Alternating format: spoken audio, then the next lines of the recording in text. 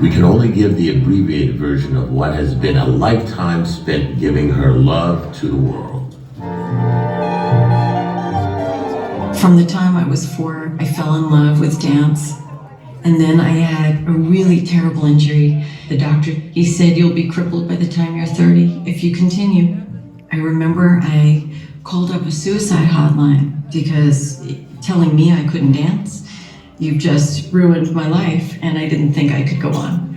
When I called up the suicide hotline, this woman answered, and she started to tell me her problems, probably because I asked how things were going for her. And 3 days later, I was working at the suicide hotline, helping other people who were in trouble, and it saved my life. And that's really how I got into this business of helping people. In 1989, Wendy co-founded Street News, the first street newspaper that transformed the lives of New York City's homeless men and women, offering them instant employment and a way to pay for their own food and shelter. Her efforts for the homeless landed her on talk shows and front pages of newspapers around the world. Wendy, I think it's a great idea. You're putting a lot of people back to work. And that's the effects. Street News inspired 130 homeless sold street papers in 35 countries, many of which are still employing the world's homeless after 30 years. Wendy's daughter Sky inspired her next effort when she came home from school at the age of 12, saying some girls in her class admitted to feeling suicidal. Wendy gathered the girls and they shared their stories of sexual abuse from living with alcoholic families. Wendy started weekly meetings that gave them a safe place to see that they weren't alone and built a support system that partnered them safely into high school. After a heartbreak in 1999, Wendy taught herself the harmonica to get over the blues and wound up gigging in train stations with a legendary blues man from Mississippi. Little did she know that that heartbreak and that harmonica would cause her to work with musicians all over the world, one musician at a time. In 2000, through a twist of fate, Wendy, a single parent with 2 young children, saw an ad for an organization that was helping elderly jazz musicians. During the interview, when they discovered she was a blues man, they hired her on the spot as their sole employee. They only had $7,000 in their operating accounts. The organization desperately needed money, so Wendy proposed an idea, a gala called A Great Night in Harlem at the Apollo Theater. But there was no money to rent the theater. So Jarrett Lillian, then an executive at E-Trade and now longtime JFA president, offered to put up the rent.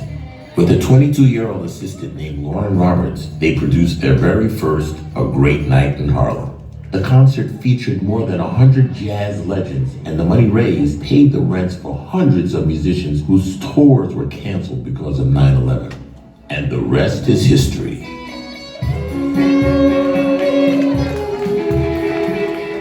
Wendy's commitment and care and her tireless passion and her blood and her sweat and her tears have defined the Jazz Foundation's heart and soul. Wendy is the most passionate and dedicated advocate for jazz and blues musicians on the face of this planet. Wendy and Lauren expanded the Jazz Foundation beyond jazz to now help blues, soul, R&B, and roots musicians, and soon the organization was assisting 500 cases a year. In 2005, Hurricane Katrina shocked the world. Wendy flew to New Orleans to locate musicians who had lost everything. They would need instruments, housing, and work.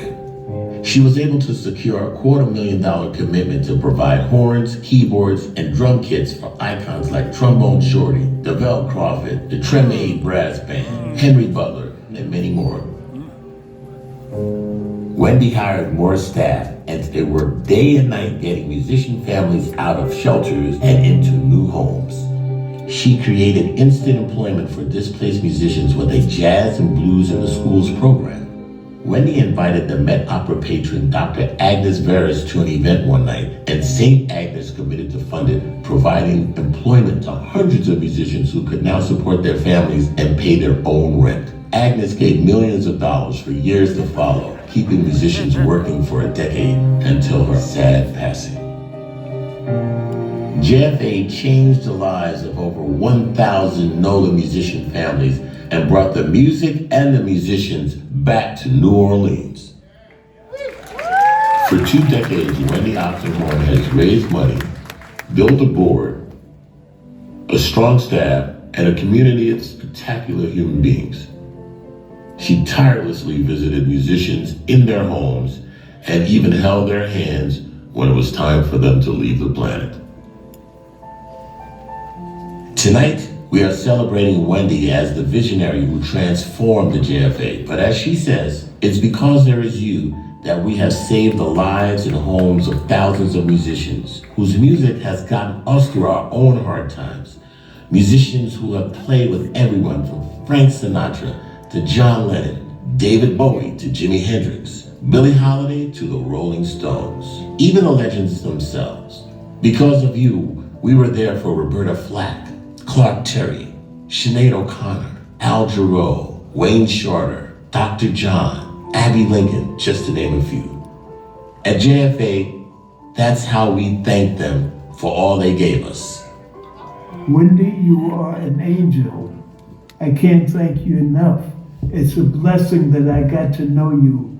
It's a blessing that you're doing what you're doing out here for everybody. We love you. I love you. And hey, don't go too far away, baby.